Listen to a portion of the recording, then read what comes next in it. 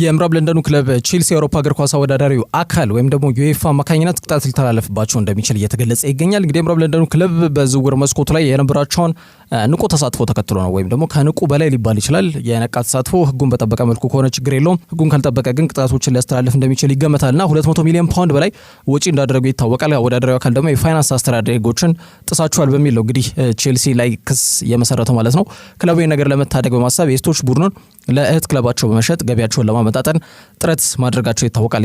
የክሊር ሌክ ካፒታል ባለቤቶች በተለይ በቶድ ቦይል አስተዳደር የሚመራው የቼልሲ ተቋም ይህንን አማራጭ ተጠቅሞ እንደነበር የሚታወቅ ጉዳይ ነው። ጉዳዩን በትኩረት እያየ የሚገኘው ዩኤፋ የፊታችን ግንቦት ወር ላይ ቅጣቱን ያስተላልፋል ተብሎ ይጠበቃል። ግን ከገንዘብ ቅጣት የዘለለም ይሆናል ተብሎ አይገመትም። ከዛ ባለፈ በዝውውር መስኮቱ ላይ እንደ ልብ እንዳይቀሳቀሱም ሊደረጉም እንደሚችል ተገልጿል። እንግዲህ የምዕራብ ለንደኑ ክለብ በዩኤፋ የውድድር መድረክ እንግዲህ ኮንፈረንስ ሊግ ላይ እየተሳተፈ የሚገኘው ቼልሲ ከፖላንዱ ተወካይ ቡድን ሌጊያ ዋርሶ ጋር በሩብ ፍጻሜ የሚገናኙ ይሆናል ማለት ነው። ምናልባትም ደግሞ በዚያ በመጪዎቹ ጊዜያቶች ላይ ማለት ነው በዝውውር መስኮት ቼልሲ እንደ ልብ እንዳይንቀሳቀስ የሚደረግ ከሆነ በቡድኑ እንቅስቃሴ ላይ ተጽዕኖ ይፈጥራሉ የሚለው ጉዳይ በቀጣይ የሚታይ ይሆናል። ከዛ ውጪ አርሰናል ለኒኮ ዊሊያምስ የሚያደርገውን ዝውውር በማቋረጥ ፊታቸውን ወደ ቱርካዊ ከናን ይልዲዝ ለማዞራቸው የተገለጸ ይገኛል። እንግዲህ መድፈኞቹ ኒኮ ዊሊያምስ ላይ ያላቸው ትኩረት በጣም ከፍተኛ እንደሆነና ተጫዋቹ ለማስፈረም ረዘም ያለ ፍላጎትን በማሳደር ጭምር እንግዲህ አርሰናል የሚቀድም ክለብ አለ ማለት ትንሽ አስቸጋሪ ነው የሚሆነው ከኒኮ ዊሊያምስ ጋር በተያያዘ ማለት ነው።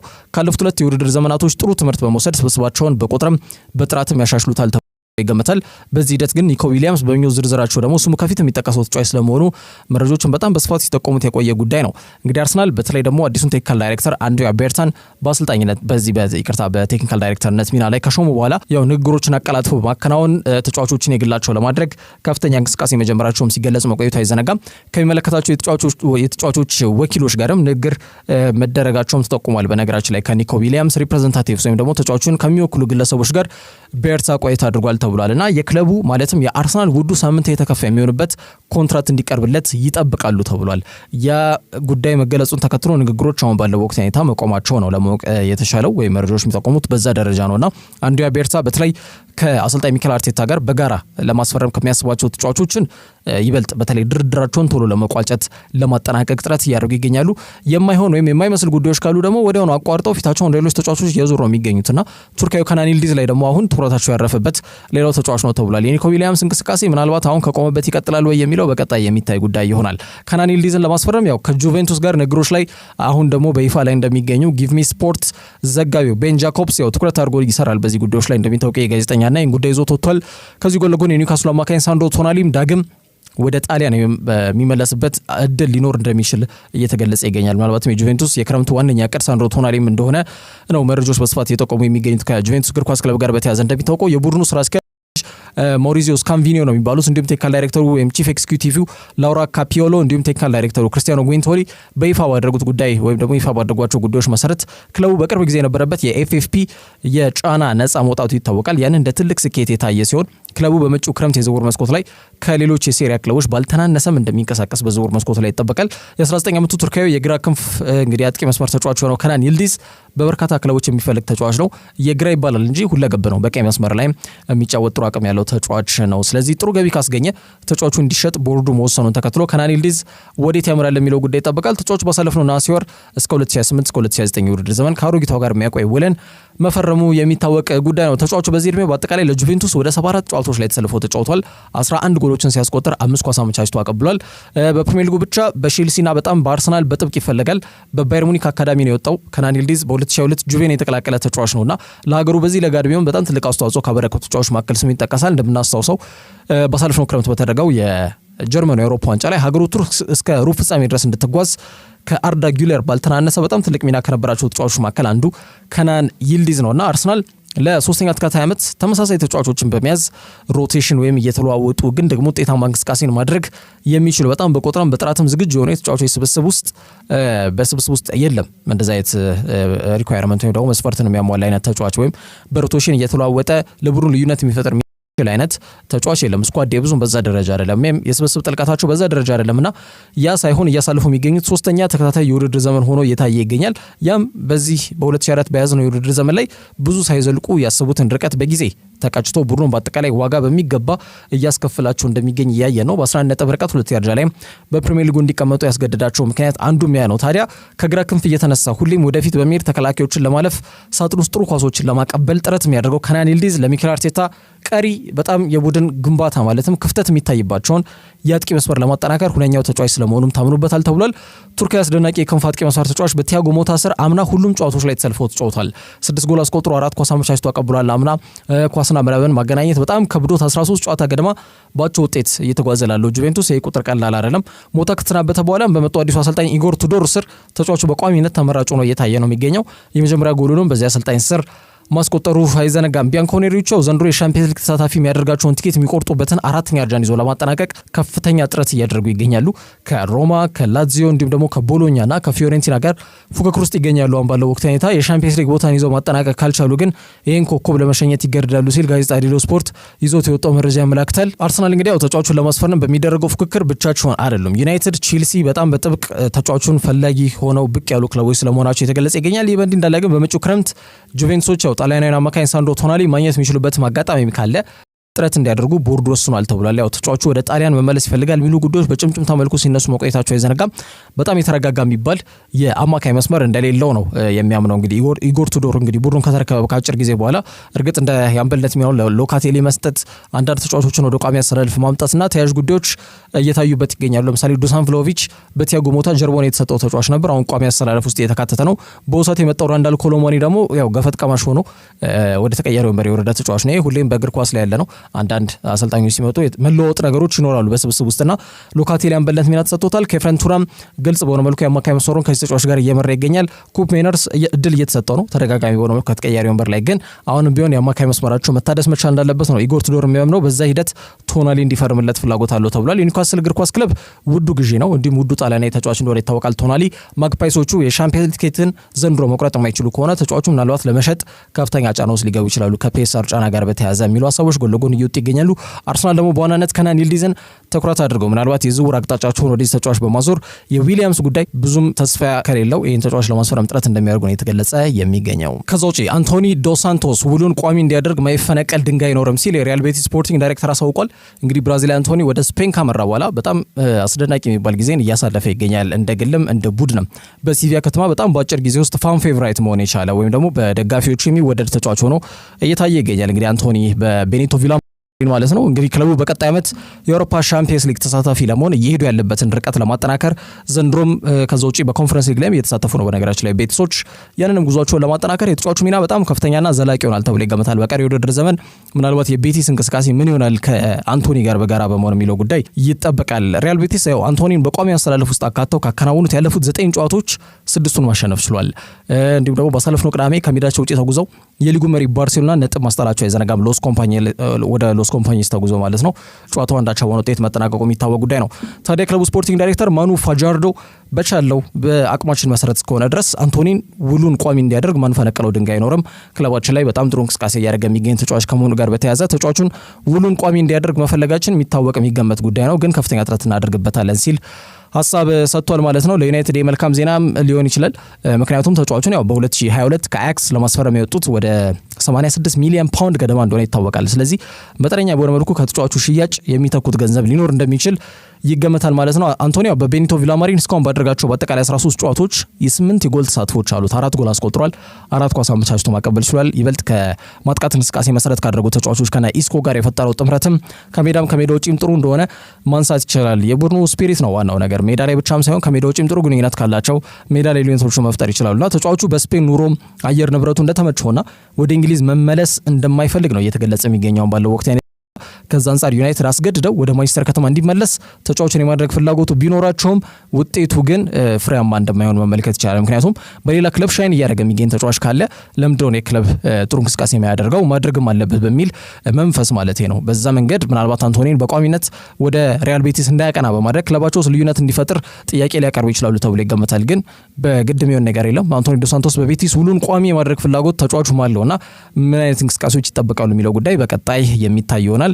የቤቲ ስፖርቲንግ ዳይሬክተር ማኑ ፋጃርዶ ግን በቻልነው በአቅማችን መሰረት እስከሆነ ድረስ ተጫዋቹ ውሉን ቋሚ እንዲያደርግ ማፈንቀለው ድንጋይ የለም ሲል ሐሳቡን ሰጥቷል። ከዛ ውጪ ሳውዛምፕተን ከአሰልጣኝ ኢቫን ጁሪች ጋር መለየታቸው ተሰምቷል። ክሮኤሺያዊ የቀድሞ የሮማ አሰልጣኝ ኢቫን ጁሪች ባሳለፍነው ታህሳስ ወር ሩሴል ማርቲንን ተክቶ የሳውዛምፕተን አሰልጣኝ እንግዲህ በመሆን ከተሾመ በኋላ አንድ ጨዋታ ብቻ ነው ማሸነፍ የቻለው።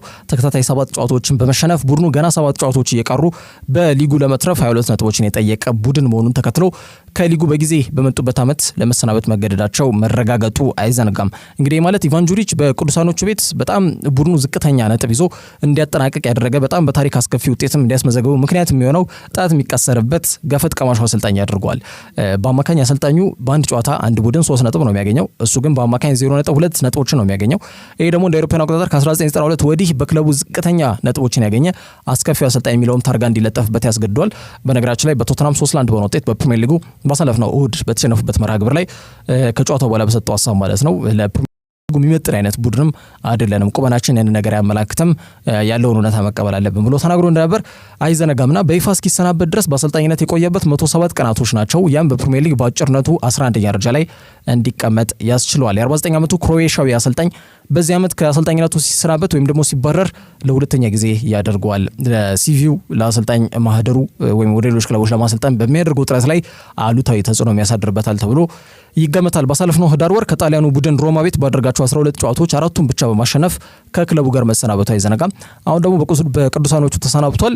እንግዲህ ሳውዛምፕተን በቀጣይ ቋሚ አሰልጣኝ እያፈላለጉ ይገኛሉ። ይህ በእንዲህ እንዳለ ሲሞን ሮስክ ቡድኑን በጊዜያዊነት እየመራ ቀሪዎቹን የፕሪሚየር ሊግ ጨዋታዎች በአሰልጣኝነት ይመራል ተብሎ ይጠበቃል። እንግዲህ ሳውዛምፕተን በፕሪሚየር ሊጉ ታሪክ ዝቅተኛውን ነጥብ ይዘው ላለማጠናቀቅ እንደው በታሪክ መዝገብ ላይ እንኳን አስከፊ እንዳይባልባቸው በማድረግ ሂደት ላይ ቀጣይ መርሃ ግብሮችን ማሸነፍ መቻል ይጠበቅባቸዋልና በጊዜ አሰልጣኙ ሲሞን ሮስክ ቡድኑ ውስጥ የሚያሳየው እንቅስቃሴ ምን ይመስላል የሚለው ጉዳይ በቀጣይ ከሳውዛምፕተን እግር ኳስ ክለብ ጋር በተያያዘ የሚጠበቀው ጉዳይ ነው። ከዛ ውጪ የጄደን ሳንቾ ጉዳይ የፊታችን ግንቦት ወር ላይ ልባት ያገኛል ተብሏል። እንግዲህ እስካሁን ድረስ የዚህ ተጫዋች ጉዳይ ውዝግቦችን እያስነሳ እንደሚገኝ ይታወቃል። የ24 ዓመቱ እንግሊዛዊ የክንፍ አጥቂ መስመር ተጫዋች ሳንቾ በዶርትመንድ የነበረውን እንቅስቃሴ በቀዩ ማሊያ መድገም ተስኖት ወደ 73 ሚሊዮን ፓውንድ ወጪ ተደርጎበት ኦልድ ትራፎርድ ቢደርስም ያው የታሰበበትን እንቅስቃሴ ማሳየት አለመቻሉ የሚታወቅ ጉዳይ ነው። በክለቡም በጣም ከፍተኛ ሳምንት የተከፋይ ከሆኑ ተጫዋቾች መካከል አንዱ ነውና ሜዳ ላይ የሚያሳየው እንቅስቃሴ ለየቅል መሆኑ ብዙዎችን ሲያስቆጣ መቆየቱ የሚታወቅ ጉዳይ ነው። የክለቡን የዝውውር ፖሊሲ የተቹአሉ ተጫዋቹ በዚህ ደረጃ ይሄ ገንዘብ ይውጣብኝ አላለም፣ ግን ደግሞ ያወጣው ክለቡ ነውና ሜዳ ላይ ምን ፈይር ነው የሚሉት በአቅሙ ነው ሊጫወት የሚችለው በሚል መከራከሪያ ነጥብ የሚያነሱ አሉ። ባሳለፍነው ክረምት ግን ዞሮ በውሰት ከዛም በቋሚነት ወይም ደግሞ ሎን ዊዝ ኦብሊጌሽን ቱ ባይ የሚል ኦፕሽን በተካተተበት መልኩ ማለትም ተጫዋቹን እንቅስቃሴውን አይተው ጥሩ ከሆነ ካመኑበት 25 ሚሊዮን ፓውንድ ወጪ አድርገው ፊርማውን ለማግኘት በሚያስችላቸው አማራጭ ባካተተ ውል ፊርማውን ለቼልሲ እንዳስቀመጠ ይታወቃል። ከዛ በኋላ በመጀመሪያ ጨዋታው ኳስ አመቻችቶ አቀብሏል። የጨዋታውን ኮከብ ተብሎ ተመርጦ እንደነበር አይዘነጋምና በቀጣይ ባደረጋቸው 2 ጨዋታዎች በተከታታይ 2 ኳሶችን አመቻችቶ በማቀበል ጥሩ ጅማሮን አሳይቷል። ከዛ በኋላ ግን ነገሮች እንደፈለጉት አይደለም የሚሄዱት። ከዛ በኋላ ወደ 12 መርሃ ግብሮችን አድርጓል። በሊጉ ብቻ አንድ ጎል ያስቆጠረው ኳስ ማመቻችቶ ማቀበል አልቻለምና በርካቶች ጥያቄዎች እየሰነዘሩበት ይገኛሉ። ጆኖቢ ሚኬልን ጨምሮ ማለት ነው። እንግዲህ በዩቲዩብ ላይ ትኩረት አድርጎ እየሰራ የሚገኝ የቀድሞ የቼልሲ ኮከብ እንደሆነ ይታወቃል። ወደ 400 ጨዋታዎች ለቼልሲ ተሰልፎ የተጫወተ ኮከብ ነውና የዶርትመንዱ ሳንቾ መጣ ስንል በድጋሚ ጠፍቷል። እኔ እያዩ ያለሁት የዩናይትዱን ሳንቾ ነው። ተከላካዮችን አያልፍም፣ ኳስ ወደፊት ይዞ አይሄድም፣ ኳስ ይመልሳል፣ የግብ ዕድሎችን አይፈጥርም፣ ቡድኑ በመከላከል ረገድ አያግዝም እና መንቃት አለበት። እንደውም የተሰጠውን ዕድል በሚገባ ለመጠቀም መሞከር ነበረበት። እንደዚህ በጣም የወረደ እንቅስቃሴ እያሳየ ይገኛልና እንደ ፌሊክስ አይነት ተጫዋቾች በክረምት ካስፈረሙ በኋላ ወደ 2 ወደ 3 ወር በኋላ ከክለቡ ይሸኛሉና የክለቡ የዝውውር ጉዳይ ፖሊሲ ምንድነው የሚል ጥያቄም ሰንዝሮ እንደነበር የሚታወቅ ጉዳይ ነው። በርካቶች ደግሞ ቼልሲ አሁን በጄደን ሳንቾ እንቅስቃሴ ደስተኛ አይደሉምና ሎን ዊዝ ኦብሊጌሽን ቱ ባይ መግቢያ ላይ ያነሳውትን ኮንትራት በማፍረስ ተጫዋቹን ላለማስፈረም ወስነዋል የሚሉ ሀሳቦች ጎን ለጎን እየወጡ ይገኛሉና ማንቸስተር ዩናይትድ ደግሞ ተጫዋቹን በተለይ ለቼልሲ አሳልፎ የመስጠት ፍላጎት ነው ያላቸው። አሁንም ቢሆን የተጫዋቹን 50% የሳምንታዊ ክፍያ የሚከፍለው ዩናይትድ ነው። ዩናይትድ እየከፈለ ሌላ ቡድን እያጫወተው ነው የሚገኘው ተጫዋቹንና ምን አይነት አዘግት ውስጥ እንዳሉ በዝውውር ፖሊሲና ዑደት ጋር በተያያዘ ማሳያ ጉዳይ ነውና የተጫዋቹ ጉዳይ ግን ዞሮ የፊታችን ግንቦት ወር እልባት ያገኛል ተብሏል። ምናልባትም ቼልሲ ተጫዋቹን በቋሚነት ለማስፈረም ይወስናሉ አይወስኑም የሚሉትንም ጉዳይ እልባት ላይ የሚደርሱት ግንቦት ወር ላይ ነው ተብሏል። ተጫዋቹ ግን በዚህ ጊዜ የሚኖረውን እንቅስቃሴ በጣም ማሳደግ መቻል እንዳለበት ግልጽ ነው። ወደ ዩናይትድ ከተመለሰ ግን ምንም አይነት ጥሩ አቀባበል እንደማይገጥመው ምንም ጥያቄ የለውም። ማሳያዎች አሉ። አስቶን ቪላ ቤት በተለይ ጓደኛው ማርከስ ራሽፎርድ ጥሩ እንቅስቃሴ ሲያደርግ የሚሰጣቸው ኮሜንቶች ወይም ደግሞ የሚያስቀምጣቸው ሀሳቦች ብዙዎችን ያስቆጣ ነው። በተለይ ማንቸስተር ዩናይትድ ደጋፊዎችን ማለት ነው። ነፃነትን ስላገኘ ደስ ብሎኛል የሚል አይነት መልእክቶችን። የትኛውን ነፃነት ነው እሱ የተከለከለው? ለሱ እኮ 73 ሚሊዮን ፓውንድ የወጣው ምንም ሳይጫወት ሲቀር ሜዳ ላይ ጥሩ እንቅስቃሴ ሲያደርግ ሲቀር ማንም ምንም አላለውም እና እንዴት እንደዚህ ንግግር ይናገረናል ብለው በጣም ጥርስ ውስጥ የከተቱት የማንቸስተር ዩናይትድ ደጋፊዎች በርካቶች ናቸው ከጄደን ሳንቾ ጋር በተያያዘ ማለት ነውና ወደ ዩናይትድ ከተመለሰ ጥሩ አቋም እንደማይገጥመው ግልጽ ነው። የተጫዋቹ ጉዳይ ግን ዞሮ የፊታችን ግንቦት ወር ላይ እልባት ያገኛል ተብሏል። ከዛ ውጪ ቨርጂል ቫን ዳይክ ከሊቨርፑል ጋር በኮንትራቱ ጉዳይ አዲስ ነገሮች እንዳሉና ንግግሮች መጀመራቸውን አሳውቋል። ሆላንዳዊ የተከላካይ መስመር ተጫዋች ቫን ዳይክ ልክ እንደ መሐመድ ሳላህና ትሬንት ሁሉ በመጪው ክረምት የዝውውር መስኮት በሊቨርፑል የሚያቆየው ኮንትራት የሚጠናቀቅ ተጫዋች ነውና ከ3 ሳምንታት በፊት በካራቦ ካፕ የፍጻሜ ጨዋታ ላይ እንደምናስታውሰው ሽንፈት ሲያጋጥማቸው ማለት ነው ስለ ኮንትራቱ ተጠይቆ ነበርና ምንም አዲስ ነገር የለም በሊቨርፑል መቆየቴንም እርግጠኛ አይደሉም ብሎ ተናግሮ እንደነበር የሚታወቅ ጉዳይ ነው። በፕሪሚየር ሊጉ ታዲያ ያሳለፍነው እሁድ ከፉላም 3-2 በሆነ ውጤት ከተሸነፉበት ጨዋታ በኋላ ግን የሐሳብ ለውጦች አሉ። ምናልባትም ደግሞ ከኮንትራቱ ጋር በተያያዘ ንግግሮች መጀመራቸውን አሳውቋል። ውስጣዊ ንግግሮች ናቸው። ነገር ሚዲያ ላይ ላሳውቅ አልችልም። በሊቨርፑል ቆያለሁ ወይስ አልቆይ የሚለውን ነገር እንግዲህ በቀጣይ እናያለን። ንግግሮች ግን እንዳሉ መናገር ይቻላል ብሎ ሐሳብ ሰጥቷልና ለክለቡ ቅርብ የሆኑ ምንጮች ማለትም ሊቨርፑል ኤኮን ጨምሮ ሌሎችም በተለይ ደግሞ አሰልጣኝ አርነ ስሎት ለቡድኑ አምበል ለሆነ ተጫዋች የቡድኑ ተከላካይ መስመር እንዲረጋጋ ከረጅም ጊዜ በኋላ የሊቨርፑል የተከላካይ መስመር ጥንካሬው እንዲኖረው በማድረግ ላይ ትልቅ አስተዋጽኦ ያበረከተው እኔ ተጫዋች እንዴት እስካሁን ኮንትራት እድሳት አልቀረበለትም በሚል በጣም ያልተዋጠለት ጉዳይ ስለመሆኑና በክለቡ በጣም የፈዘዘ የኮንትራት እድሳት እንቅስቃሴዎች በጣም መከፋቱንም ሐሳብ ይዞ የወጣ ሚዲያ ነው ሊቨርፑል ኤኮ ማለት ነውና ቫን ዳይክ በዚህ ውድድር ዘመን ላይ ምናልባት ሊቨርፑል የፕሪሚየር ሊጉን ክብር ለማሳካት ከጫፍ የደረሰ ቡድን ነውና የመጀመሪያውን ኔዘርላንዳዊ ተጫዋች ያደርጓል በአምበልነት ይህንን ክለብ እየመራ ቡድኑን ማነው ዋንጫውን ከፍ አድርጎ የሚያሳካው ተጫዋች ይሆናልና ምናልባትም ደግሞ በክለቡ ይቆያል አይቆይም እድሜው ገፍቷል በሚል የተለያዩ ጉዳዮች ሲነሱ እንደነበረ ይዘነጋም ቫን ዳይክ በይፋ ንግግሮች ተጀምሯል ሲል ሐሳብ ሰጥቷል። በመጨረሻም እንግዲህ ዛሬ አርሰናል ከሪያል ማድሪድ በጣም ዓለም በጉጉት እየጠበቀ የሚገኘው ተጠባቂ የአውሮፓ ሻምፒየንስ ሊግ መርሃ ግብር አለ። ከዚህ ጨዋታ ጋር በተያያዘ የጨዋታ ዳሰሳዎችን ወደ እናንተ አድርሰን እንግዲህ መረጃዎቻችን እናጠናቃለን ማለት ነው። ዓለም በጣም በጉጉት ይጠብቋል። ምናልባትም ደግሞ ትናንትና በነበረው ጋዜጣዊ መግለጫ ላይ ሚኬል አርቴታም ሆነ ካርሎ አንቸሎቲ እርስ በርስ ያላቸውን አድናቆት የተለጋገሱ አሰልጣኞች ሆነው ታይተዋል። ሚኬል አርቴታ ሪያል ማድሪድ ያለውን ኃያልነት እንዲሁም በጣም በታሪክም እንዲሁም በስኬቶችም ትልቅ ክለብ ከመሆኑ ጋር በተያያዘ ለነሱ ትልቅ ቻሌንጅ መሆኑና ማድሪድን ማግኘትም ትልቅ አክብሮት ያለበት ትልቅ መርሃ ግብር እንደሆነ አርቴታ ተናግሯል። ካርሎ አንቸሎቲ በኩሉ ሚኬል አርቴታ በዚህ ክለብ የፈጠረውን ተጽዕኖ አድንቋል። ባለፉት 6 ዓመታት ክለቡ በአውሮፓ ውስጥ ከሚገኙ ምርጥ ቡድኖች መካከል አንዱ ነውና ለኛ ቀላል ተጋጣሚ አይደለም፣ ትልቅ ፈተና ነው ብሎ ካርሎ አንቸሎቲ ሐሳብ ሰጥቶበታልና በጣም ዓለም በጉጉት እየጠበቀ ይገኛል ይህን መርሃ ግብር። በክለቡ ውስጥ ትልቅ የውድድር መድረክ በሆነው በአውሮፓ ሻምፒየንስ ሊግ ሪያል ማድሪድ ክብሮቻቸውን ለማስጠበቅ በወሳኝ ምዕራፍና አጓጊ ፍጥጫ የሰሜን ለንደኑ ክለብ አርሰናልን በሩብ ፍጻሜ ዛሬ ምሽት 4 ሰዓት ሲል ያገኛሉ። መድፈኞቹ አርሰናሎች ምንም በሊግ ወጥነት ያለው መልካም ውጤቶችን ማስመዝገብ ቢሳናቸውም በተለይ ሊቨርፑል ላይ ጫና ማሳደር ባይችሉም ግን በቀኑ በእለቱ ምርጥ ሆኖ ጥሩ እንቅስቃሴ ማድረግን ብቻ በሚጠይቀው በክለቡ ውስጥ ትልቅ የውድድር መድረክ በሆነው በአውሮፓ ሻምፒየንስ ሊግ ግን አስደናቂ እንቅስቃሴን በማሳየት ለተከታታይ ሁለተኛ ዓመት ራሳቸውን ሩብ ፍጻሜ ውስጥ አግኝተውታል። ይህም በክለቡ ባለፉት 15 ዓመት ውስጥ ለመጀመሪያ ጊዜ ያደርጓል ተከታታይ ሁለተኛ ጊዜ ሩብ ፍጻሜ መድረስ ማለት ነውና በዚህ የውድድር ምዕራፍ ላይ ጥርሱን የነቀለው በዚህ መድረክ ላይ 15 ጊዜ የነገሰው ሎስ ብላንኮሶቹ ሪያል ማድሪዶች ምንም በውስጥ ሊጋቸው ያልተጠበቀ ሽንፈት በቫሌንሺያ ቢያጋጥማቸውም በሜዳቸው ማለት ነው ሙሉ ለሙሉ ትኩረታቸውን ወደዚህ ጨዋታ አዙረዋል። ወደ ለንደንም አቅንተዋል። መድፈኞቹ እንደ አውሮፓውያን አቆጣጠር ከ2009 አንስቶ የአውሮፓ ሻምፒየንስ ሊግ የሩብ ፍጻሜ ጨዋታ አሸንፈው አያውቁም። ከዚህ በፊት ሁለቱ ቡድኖች እንደ አውሮፓውያን አቆጣጠር በ2006 ተገናኝተው እንደነበር የሚታወቅ ጉዳይ ነው። አርሰናል በደርሶ መልስ 1-0 በሆነ ጠባብ ውጤት በማሸነፍ በዛው ዓመት በሻምፒየንስ ሊጉም እስከ ስታድ ደ ፍራንስ ስቴዲየም እንግዲህ በባርሴሎና በጣም አስቆጪ ነው ይላሉ የአርሰናል ደጋፊዎች በተደጋጋሚ ይህንን ጨዋታና በክለባቸው በየትኛውም ጊዜ የሚያስቆጫቸው ትልቁ ጨዋታ ይሄ እንደሆነ ይናገራሉና በፍጻሜው በባርሴሎና ተሸንፈው የአውሮፓ ሻምፒየንስ ሊግን ዋንጫ ሳያሳኩ መቅረታቸው አይዘነጋም። ግን የቴሪ ዳንኤል ሄንሪ በጣም አንበሳ በጣም አስደናቂ እንቅስቃሴ በሚያሳይበት በዛ ሰዓት ላይ ሪያል ማድሪድ ሎስ ብላንኮሶቹን በተለይ ደግሞ ሳንቲያጎ ቤርናቦ ላይ ሊሸነፍ የሚችል ቡድን መሆኑን ለእንግሊዝ ቡድኖችም ሆነ ለመላው ዓለም ያሳየ ቡድን እንደነበር የሚታወቅ ጉዳይ ነው። ያኔ 1-0 በደርሶ መልስ ሲያሸንፉ ሃይብሪ ላይ 0-0 ነው የተጠናቀቀው የመልሱ መርሃ ግብር። የመጀመሪያው ጨዋታ ግን ቤርናቦ ላይ 1-0 ሲጠናቀቅ ቴሪ ዳንኤል ሄንሪ 2006 ሪያል ማድሪድ ላይ ጎል አስቆጥሮ ጨዋታውን ማሸነፋቸው አይዘነጋም። እና አርሰናል በሻምፒየንስ ሊግ የውድድር ምዕራፍ በስፔን ላ ሊጋ እየተሳተፉ ከሚገኙ ክለቦች ጋር ባደረጉት ያለፉት 7 ግንኙነታቸው 5ቱን ማሸነፍ ችሏል። በዚህ ዓመት ብቻ ደግሞ በሻምፒየንስ ሊጉ የ8ኛ ዙር ጨዋታ ሂሮናን 2-1 ማሸነፍ መቻላቸው የሚታወቅ ጉዳይ ነው። በአጠቃላይ በሜዳቸው ከስፔን ተጋጣሚዎች ጋር ባደረጉት ያለፉት 7 ጨዋታዎች 3ቱን አሸንፈው 3ቱን ባቻ ውጤት እንዲሁም አንድ ጊዜ ሽንፈት አጋጥሟቸዋል። በአጠቃላይ የሰሜን ለንደኑ ክለብ በአውሮፓ መድረክ የሩብ ፍጻሜ ደረጃ ላይ ያላቸው ውጤት መልካም አይደለም። 2 ጊዜ አሸንፈው 6 ጊዜ ደግሞ ሽንፈት አጋጥሟቸዋል። ይሄ መልካም ዜና ሊያደርጉ ይችላል። አርሰናሎች በሜዳቸው ያደረጉትን ያለፉትን 20 ጨዋታዎች ስንመለከት 15ቱን በአሸናፊነት ነው ያጠናቀቁት። በዚህ ዓመት በሜዳቸው ያደረጉትን ያለፉትን 4 ጨዋታ በአውሮፓ ሻምፒየንስ ሊግ ጎል ሳይቆጠረባቸው ጭምር ነው ያሸነፉት። በተለይ ጥሎ ማለፉን የፒኤስቪ ጨዋታን ሳይጨምር ማለት ነው። ያው 2-2 በሆነ ውጤት የመልሱ መርሃ ግብር መጠናቀቁ አይዘነጋም። ወደ ሪያል ማድሪድ ስናመራ ሎስ ብላንኮሶቹ ከእንግሊዝ ቡድኖች ጋር ከሜዳቸው ውጭ ያደረጉትን መርሃ ግብር እስካሁን 10 ጊዜ ያሸንፈውበታል። 11 ጊዜ ተሸንፈዋል። 6 ጊዜ ደግሞ ጨዋታቸውን ባቻ ውጤት ነው ያጠናቀቁት። ማድሪድ ከፕሪሚየር ሊግ ክለቦች ጋር ከሜዳቸው ውጭ ባደረጉት ካለፉት 8 ጨዋታዎች 4ቱን ማሸነፍ ችሏል። 3 ጊዜ ብቻ ነው ሽንፈት ያጋጥማቸው። በአጠቃላይ ከእንግሊዝ ክለቦች ጋር በደርሶ መልስ ያደረጉት የሻምፒየንስ ሊግ መርሃ ግብር ደግሞ 15 ጊዜ ሲያሸንፉ 7 ጊዜ ብቻ ሽንፈት እንዳጋጠማቸው ነው መረጃዎች የሚያመላክቱት። በዚህ ዓመት እንኳን በ5ኛው ዙር አንፊልድ ላይ ሊቨርፑል 2-0 ውጤት ጨዋታ ማሸነፍ መቻላቸው አይዘነጋም። ማድሪድ በጣም ነገሰበት የሚባለው በዚህ በሻምፒየንስ ሊግ የውድድር ምዕራፍ ላይ ባለፉት 3 ጊዜያቶች ከውድድሩ የተሰናበተው ከእንግሊዝ ፕሪሚየር ሊግ ተወካይ ቡድኖች ናቸው ያሰናበቱት ማድሪድን።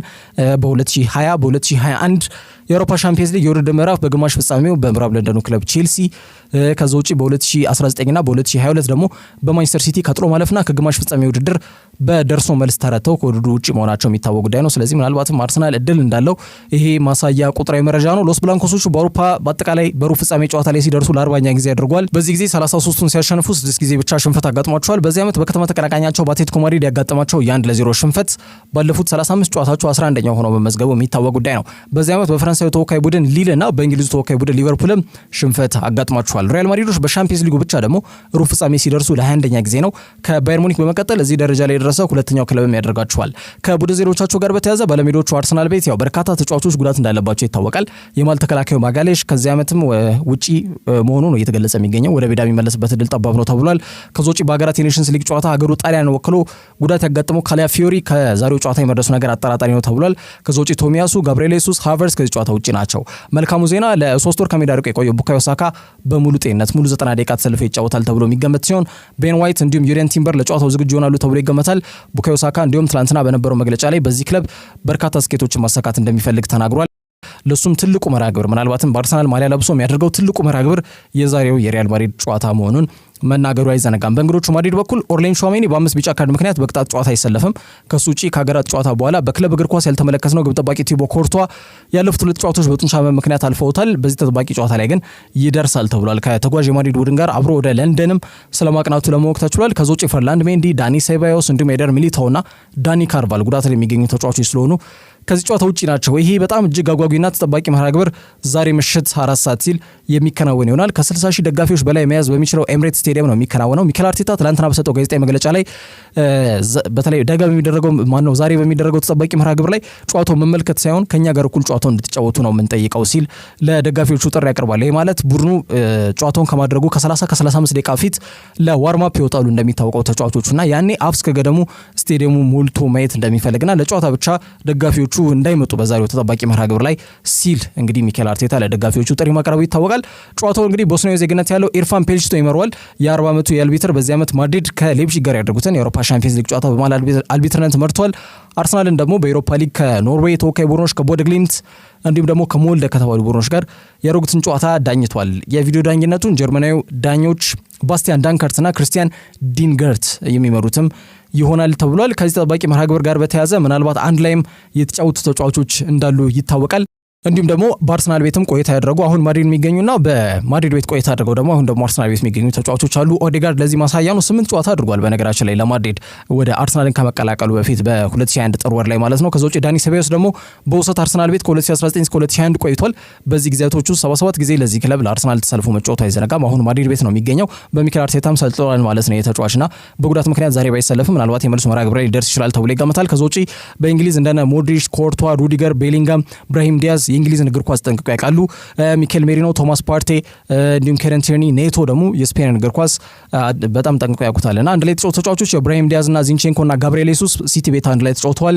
ከዛ ውጪ ብራሂም ዲያዝና ራሂም ስተርሊንግም ሲቲ ቤት ተጫውተዋል። ካይ ሃቨርትስና እንዲሁም ደግሞ አንቶኒዮ ሩዲገር ደግሞ ቼልሲ እንዲሁም የአውሮፓ ሻምፒየንስ ሊግን በጋራ ማሳካታቸው አይዘነጋም። 2021 ላይ ማለት ነው። አንድ ላይ ከ2020 እስከ 2022 ቼልሲ ቤት አብረው ተጫውተዋል። ግን ያው ሃቨርትስ ጉዳት ላይ ስለሆነ ዛሬ ከሩዲገር ጋር ሜዳ ላይ የሚገናኙበት እድል በጣም ጠባብ ስለመሆኑ ማንሳት ይቻላል ማለት ነው። ከዚህ ጎን ለጎን ባየር ሙኒክና ኢንተር ሚላን የሚያደርጉትም ተጠባቂ መርሃ ግብር ዛሬ ምሽት 4 ሰዓት ነው የሚደረገው። ቪንሰንት ኮምፓኒ ከቀድሞ ጨዋታ ጋዜጣዊ መግለጫዎች ጋር በተያያዘ ለሲሞኔ ኢንዛጊ ቡድን ያለውን አድናቆት ጎን ለጎን ሀሳብ ሰጥቶበታል። ያላቸው ጠንካራ የተከላካይ መስመር አስደናቂ ነው። እኔም ተከላካይ ስለነበርኩኝ እንደዚህ አይነት ጠንካራ ተከላካይ መስመር አድንቃለሁ ሲል ሀሳብ ሰጥቷል ማለት ነው። ጀማል ሙሲያላን ከ6 እስከ 8 ሳምንት ከሜዳ እንደሚርቅ ይታወቃል። በሙኒክ ቤት የማጥቃት እንቅስቃሴያቸውን እንዳያፈዝባቸው የሚያሰጋቸው ጉዳይ ነው ተብሏል። ከዞች አልፎንሶ ዴቪስ፣ ዳዮ ኡፓሜካኖ እንዲሁም ሃሩኪ ኢቶ የተባሉት እነዚህ 3 የተከላካይ መስመር ተጫዋቾች በዚህ መርሃ ግብር ላይ እንደማይሰለፉ ለማወቅ ተችሏል። ኢንተር ሚላን በአውሮፓ ሻምፒየንስ ሊግ በጣም ውስን ጎል የተቆጠረበት ጠንካራ የተከላካይ መስመር ያለው ቡድን ነው። ስለዚህ ዛሬ አሊያንዝ ላይ ጥሩ ፉክክር እንደሚያደርጉ ይጠበቃል ማለት ነው። ጨዋታ ምሽት 4 ሰዓት ይደረጋል። ሳንድሮ ሽረር የተባለው ስዊዘርላንዳዊ ዳኛ ደግሞ ጨዋታውን በማላል ቤትነት የሚመራ ይሆናል። ጨዋታዎቹን እንድትከታተሏቸው ጋበዝን። ለዛሬ ዘላጅ ስፖርታዊ መረጃዎች እነዚህን ይመስላሉ። በያላችሁበት ጥሩ ጊዜውን